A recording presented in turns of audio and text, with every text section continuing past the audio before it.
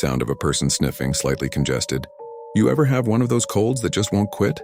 You know, the kind where one nostril is completely blocked and you can feel this pressure deep inside your sinuses? That's how it started for Sarah. Just a nagging cold she picked up in the fall. At first, she did all the usual stuff. Nasal sprays, hot steam, neti pots, you name it, she tried it. But this blockage was stubborn. It felt solid. And some nights when the house was silent and she was lying in bed, she could almost swear she felt it move. Just a tiny little flutter.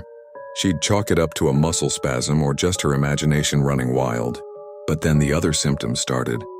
Her sense of smell went haywire. One minute her apartment would smell like rotting meat, so intensely that she'd gag and have to run to open a window.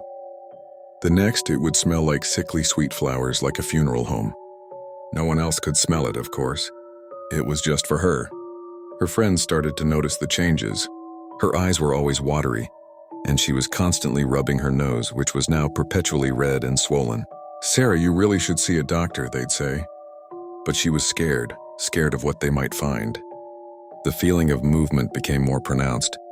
It wasn't a flutter anymore, it was a squirm, a slow, deliberate wriggle deep inside her nasal cavity. Sometimes she'd press her finger against the side of her nose and feel a faint, rhythmic pulsing from within. She started having nightmares, visions of something long and pale with too many legs, coiling itself inside the dark, damp caverns of her skull. One night, the pressure became unbearable. It felt like something was trying to claw its way out.